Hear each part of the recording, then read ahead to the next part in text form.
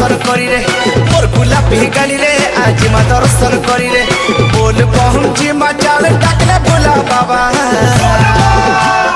परमेश्वर पार करेगा लिंगेश्वर पार करेगा कपिलेश्वर पार करेगा रामेश्वर पार करेगा बोल पहुंची माँ चालो डाकले भोला बाबा बोल बम कह जा रे मन बोल बम कह जा बोल बम कह जा रे मन बोल बम कह जा बोल बम कह जा रे मोहन बोल बम कह जा बोल बम कह जा रे मोहन बोल बम कह जा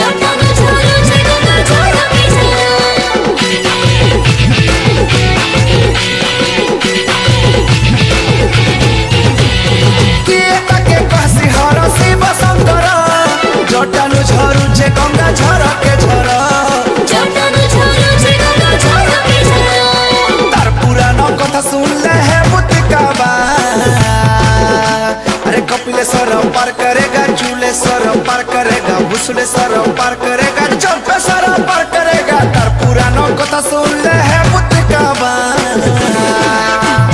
बोल बम कह जा रे मन बोल बम कह जा बोल बम कह जा रे मन बोल बम कह जा अरे बोल बम कह जा रे मोहन बोल बम कह जा अरे बोल बम कह जा रे मोहन बोल बम कह जा